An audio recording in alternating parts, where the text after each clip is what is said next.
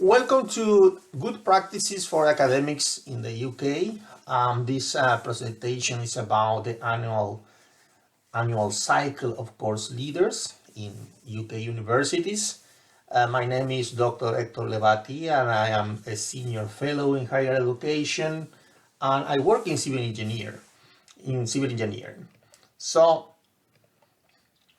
the idea of this presentation is to present what in my experience is the role of course leaders and what are the main responsibilities and what you need to do during a year, a typical academic year in the UK. So I wanted to start saying that I have been a course director for more than 5 years now. I'm still a course director, and I will just share my experience regarding this interesting role. So in the first place, I wanted to make a reflection about why we say that the role of course leader or course director is a complex role. So in the first place, you need to understand that as a course director, you usually are responsible for keeping up to date your course, considering the industry needs. In my case, because I work in civil engineering, I have to be in contact with the industry in some way, or my team need to have in contact with the industry, and this is what we do in our team, to know the needs of the industry and to shape in some way our courses to provide what the industry needs in terms of professionals in civil engineering.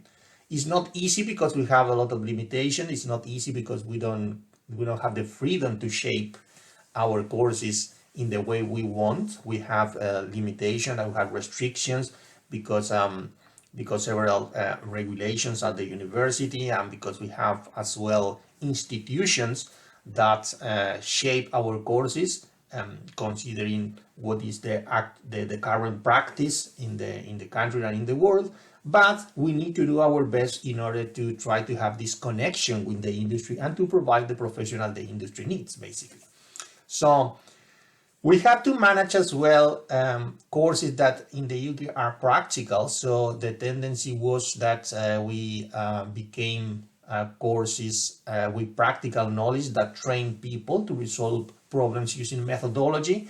And we are forgetting more and more the theory that allowed us to understand the reasons and let's say the most basic concepts around the methodology we use to resolve problems. So this is quite problematic because if you are just trained to solve problems with methodologies, you are not going to be able to understand the principles and the ways to solve new problems. And so just because we assess the practical side of the knowledge and skills in civil engineering, it doesn't mean that we need to stop providing the theory. So we need to keep using the theory as fundamental tools for our students to be able to resolve new problems in their professional career. So this is very, very complex to do. So we have to manage a lot of constraints in terms of resources. So we always work at university with some issues around rooms, lab technicians, time, etc. So we are not going to find a university anywhere in the world where this limitation doesn't exist, probably. So we always will have needs of more, but we need to manage, with creativity and managing the expectation of our students and use in the best way possible what we have. So we have to encourage diversity and inclusivity in our courses. Especially in civil engineering, we have the problem of not having many women yet. We have more and more every year, but we're still working on that area. And at the same time, we need to change the methodology we use for teaching and learning. And this is because we are living in a very special moment in our history, where we have, the arrival of artificial intelligence, for example, that will be a challenge these coming months probably, and many other things, like for example the pandemic we had suffered a year and a half ago, more or less. So These turns to online teaching and blended approaches are challenges that we need to face as course leaders. So we are as well responsible for a course that are leads module by academics that are module leaders, and they have their independency and pride. So we need to work with people that have our own, let's say, level in academia. So they are doctors as well, or specialists in certain areas of the course we are delivering. So we need to work carefully and to try to extract the best of our experiences and potentialities in order to have better courses every day. So we are as well module leaders many times, not only course directors, and in several modules sometimes. So we are researchers and we are tutors, and we have many other roles that produce an overloads in our work. So this is something that we need to learn to manage using prioritization in the first place. So it's complex, this role, because of this. And the demand from the university and especially from the students' needs is never end. So you will always be demanded, even if you are on leave, to resolve some issues, to answer emails, or to intervene, to provide information that is necessary to support a student to resolve issues. So it's a complex problem for many reasons, and these are only one of the main reasons I could identify during these years as a course leader.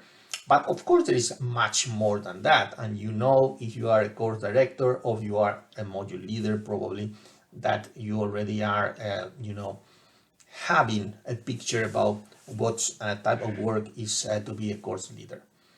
So, but what we need to remember, I think this is very important, because in my experience working with other course directors in my university, appear to be the case that course directors tends to sometimes to believe that they are the responsibles for everything, and this is something dangerous to think, because is going to produce an overwhelming situation, and a situation where you feel that you are not resolving the problems, because you are not going to be able to resolve all the problems.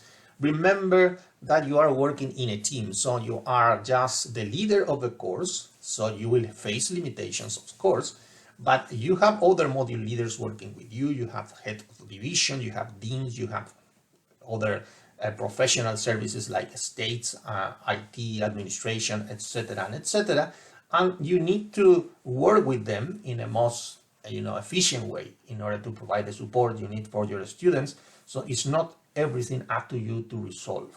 There will be limitations, of course. I will repeat this several times. But for example, just to keep clarity in this presentation regarding what are your responsibilities as a course director, many times a course director is being confused for the students, from the students, in terms of their responsibilities. The responsibility of the course leader or course director is the course itself, not every single module. So if there is an issue related with the module itself in terms of the teaching material or teaching style or delivery or whatever is the issue, the course director, the only thing need to do is to direct the student to the module leader, because the module leader is the responsible to resolve the issues related with the module itself.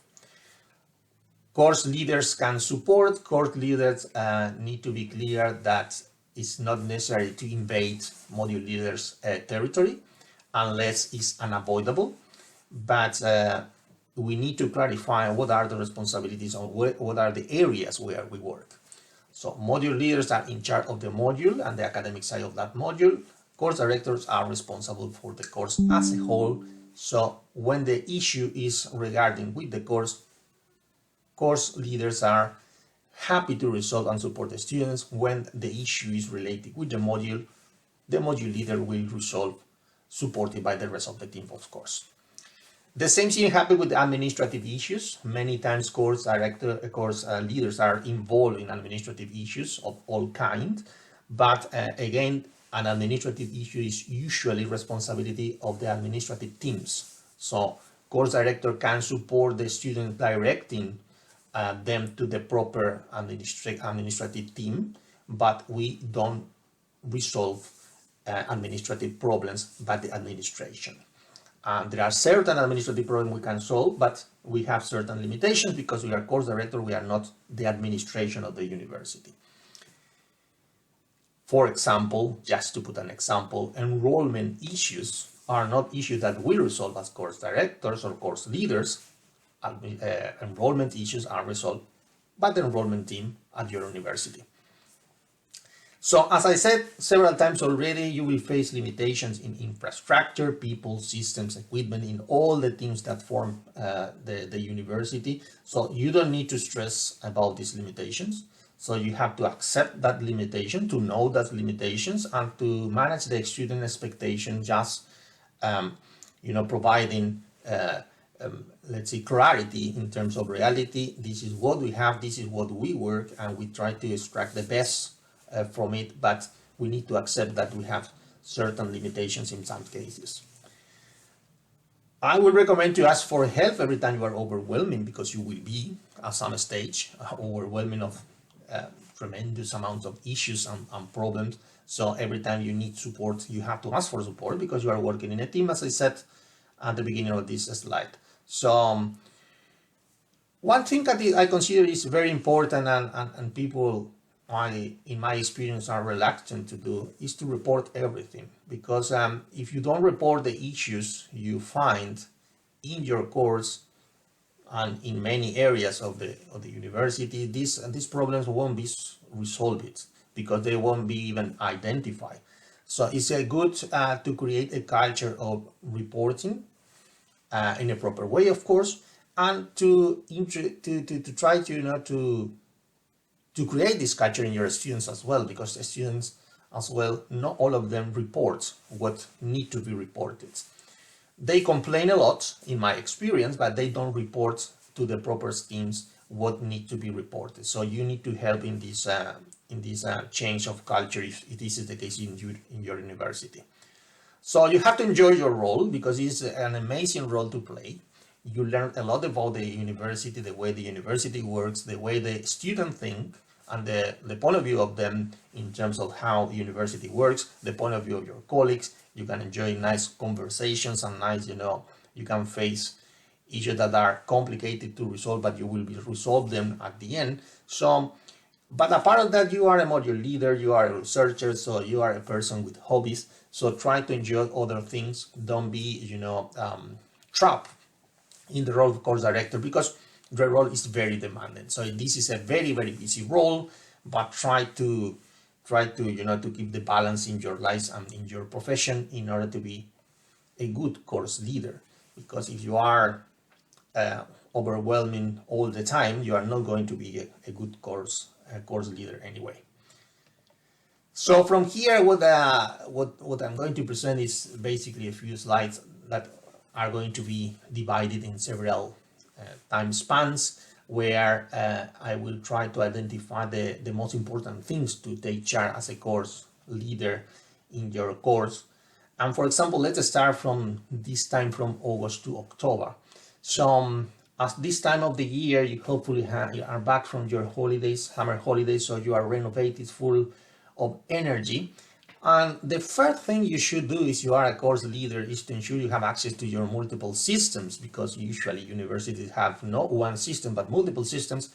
So you need to have access to them, because having access to your systems, you will be able to support your students in a more effective way, and to support your colleagues as well, your module leaders, for example, or any other colleague that needs your support in terms of information, for example. But many times you are asked to provide information, and you need to access systems in order to get that information. So if you don't master the systems you have at your university, it's better you start training on them, because you will need them, and you will be a better course leader if you have the ability to exploit your systems. In my experience, I found many times course leaders that don't even know about the existence of certain systems that are very helpful when you are dealing with several issues around your role. So at this stage, you should have a plan already for your national student survey, because this is really important and crucial. So usually there is a plan already that is being used year by year, and you can improve it a little bit, so you don't need as a course leader to design a plan by yourself. This is something that is designed usually by your team at a divisional school, sorry, at divisional level, or at a school level, or at university level sometimes. So, but it's something that you need to contribute, and you need to take in mind, and you need to understand how to do it in order to have the best results possible. And more than having the best result possible, the important thing about the NSS is to get the feedback from your students to be able to identify what you need to improve or what you can improve in order to have a better course. So at this stage, the beginning of the, or even previous to the beginning of the first semester, you have to prepare your course guide, where you will include the description of your course, the rationale, the module that form the course, and some, resumed information about these modules, and the assessments, and the most fundamental regulations of your university. And one element that I introduced in my course guide, and I found very useful, is the assessment map. So the assessment map is a document where we have all the assessments of the course, module by module, and it's a map where we can ensure that there are not weeks with too much assessments, and there is no clashes, and we can decide as well when to start the assessments to avoid issues with latecomers, for example, because late enrollments that are something relatively common in universities these days. So it's important, as important as having access to the systems at the university. It's important to have access to the modules sites in, for example, Moodle and Teams, because as a course leader you need to monitor what is going on in every module, and you need to as well to make actions sometimes. For example, if the module leader is not able to deliver a module, maybe you need access to give access to other academics to replace the module leader that is not available to deliver the class, or you need to get information about an assessment. There are many occasions where you need, for example, to make announcements related to a module in particular, chasing attendance, for example, as a course leader. So it's very important for you to have access as a leader in Moodle, and as an owner in Teams, for example, to have full control on the module if necessary. But of course, this doesn't mean you are going to invade the territory of your module leader, because if the module leader is working perfectly well and doing what it's supposed to be doing, you don't have anything to go and anything to do in terms of this module in particular. So you have to prepare a welcome message. It's a good practice to have a welcome message in your course guide, for example, but as well it's a good idea to have a video, to have a backup for the student that are not able to attend, for example, the welcome week at your university, so they are not going to meet you in person, but at least they will have as a backup the video with your welcoming. And this is of course a good practice, and this is what this presentation about. It's about good practices. So have access to the complete list of the students is complicated at the beginning of the year because of the late enrollments again.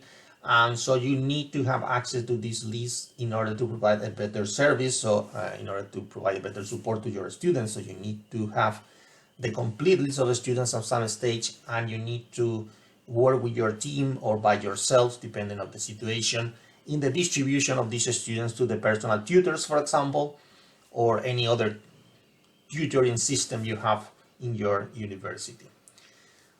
You need to check the timetable.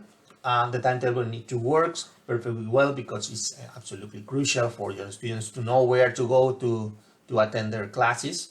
The systems can fail, For example, what I do that's a good practice is to produce a timetable in PDF at the beginning of the first semester, just to have a backup in case that any student have any issues with the systems, because they have personalized timetable, but sometimes they don't work for some reason, or they arrive late, or they have some whatever is the problem, not having access to the timetable. They will have a backup as a PDF with the name of the modules, the days and time where the modules are delivered, and the room where these modules are delivered. So another thing you need to do in this first period of your course is to organize the course representative elections.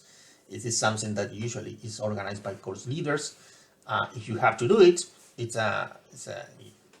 you need to organize this, and it's very important for you to have representatives of every cohort in order to have feedback and have information and have people that can help you, for example, to chase the completion of the NSS at the beginning of the second semester. So let's go to the next period of time. So this is from November to January. So you are ending the first semester. So you have to be sure that the exam timetable for the semester 1 is correct for your course. So this is very important to avoid issues during the exam period of your first semester modules.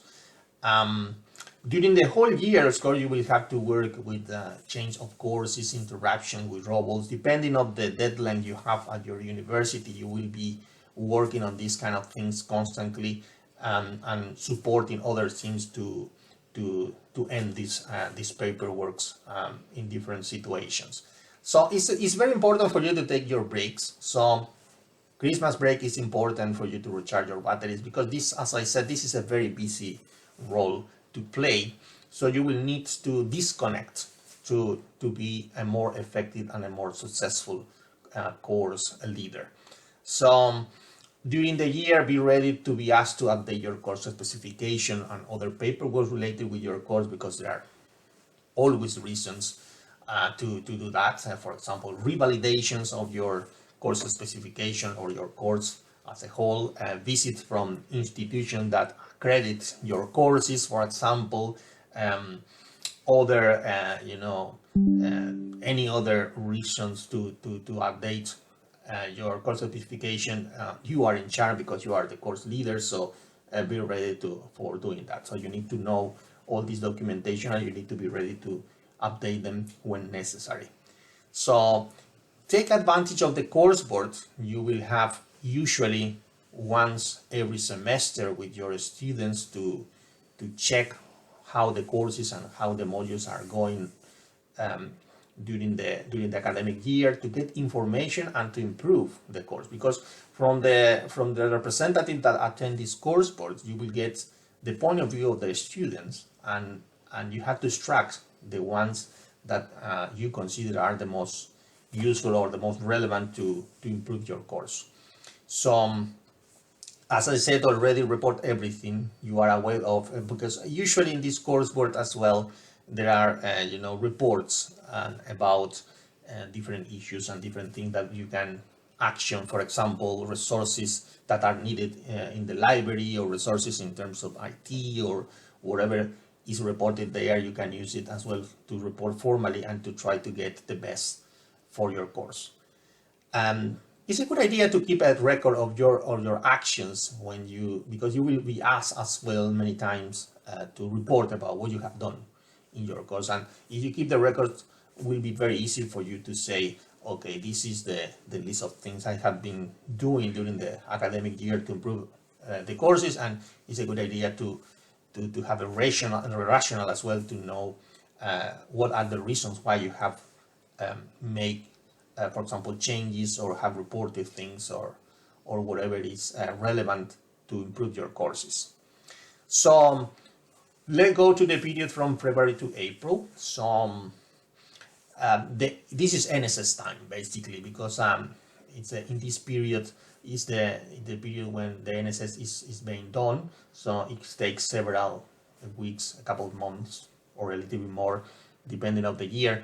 So you should make a national student survey presentation to your students to encourage the student to do the survey, because it's the most important thing to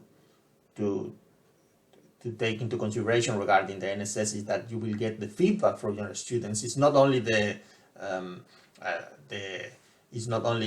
results in terms of percentages of the quality of your code, but it's the comments what is more interesting to read and to have these feelings from the point of view of them, and to try to understand what we are missing and what we can improve, if any. Because the truth is, you will never have a perfect course. You will always have things to improve, things to change, things that you need to stop doing, things that you need to start doing, because every year is different, and because, as I mentioned before, you will have limitations every time.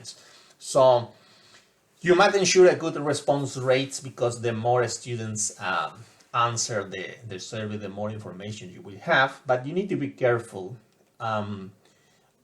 because it's not good to chase too much. It's not good to have this sort of anxiety to have the job done, and to have all the students doing the service the first week of the NSS. You have plenty of time to do it. Give the students the opportunity to reflect, because every student have their views, so they should have the time to reflect and the time to do this NSS when they consider it's a good time to do it, because in this way you will receive a better information to improve your courses. So you need to monitor the NSS response rates to be sure that you have a minimum. Remember, you need 50% of your students at least doing the NSS, and a minimum of 10 students, I think, is every year. So this is something important for you to have at least a minimum to have results. But of course, encourage your students to do it every time you can, so you have more information, because this is basically a tool for you to improve your course, and in order to a tool to have information about the course and the ways you can improve it. So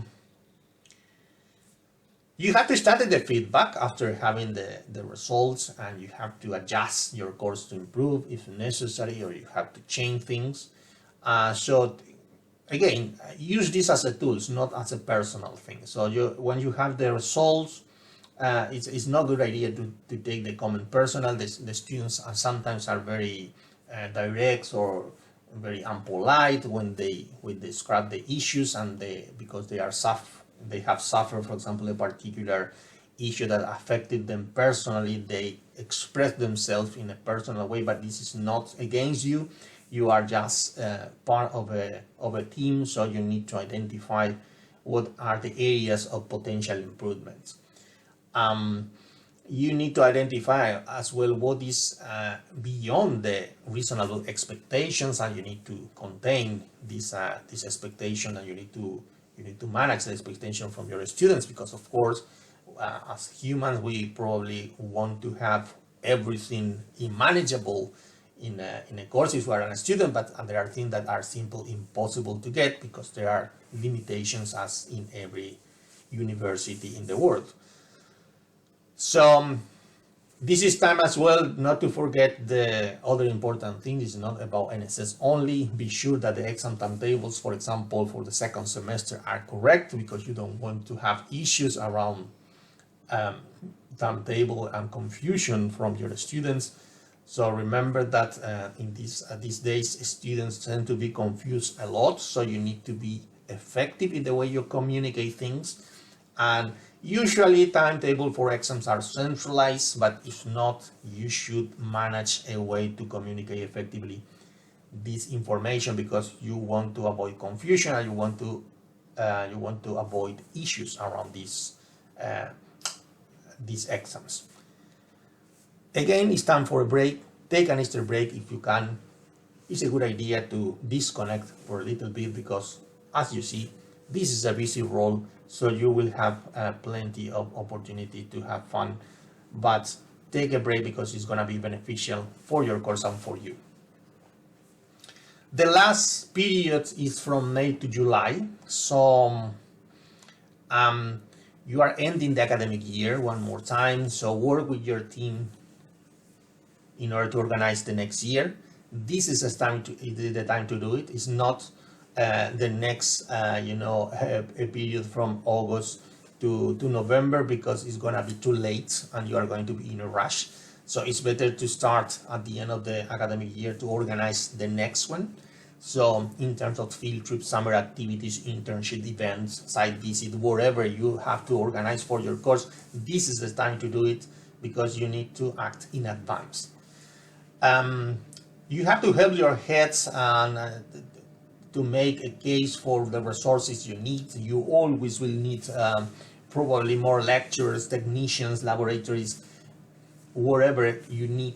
Make the case, ask for the resources you need, because the more resources you have and the better you use these resources, the better will be your course. But you need to work in collaboration with the rest of your team to make the case. Face the limitations. Using your creativity is a good practice. So you will never have all the resources you need unless you are a student you are working in a university that provides everything you need. But it's unlikely to be working in a university like that. So identify the students who are at risk of being withdrawn at this stage, because you are ending the academic year, and work supporting them to let them know the situation. So you should have identified already at this stage what are the students that have issues with attendance or issues with assessments, or who are the ones who are repeating and they are at risk of being withdrawn. So you have to work in these kind of things at this stage, and actually I would recommend a little bit before, because in May usually we have the final exams of the second semester, and after that we have only the receipts. So the receipt will be the last opportunity for your students to continue studying this course, your course. So work with other teams to resolve the several other issues you will have as a course leader. So don't try to resolve all by yourself. Use or work in collaboration with all the other teams to resolve the issues, and try to learn and to identify what are the appropriate teams for every kind of issue, because this will be more effective when you direct your students to the proper team. So again, take a summer break. So you deserve it, and you need to recharge your batteries. So this is in order to be an effective course leader, you need to have energy, because you will be covering a role that is very demanding in terms of energy and time. So it's extremely important to take the proper breaks to just to enjoy your role and to be a very successful and a good course leader. So I hope this was useful for you. I think that if you are starting your role as a course leader, it's going to be useful to have an idea about what is expected from you. And this, of course, will have variation depending on the university you are working, depending on your course you are working. But I just wanted to share my experience of this more than 5 years as a course director. So thank you very much for watching, and I'll see you in the next video.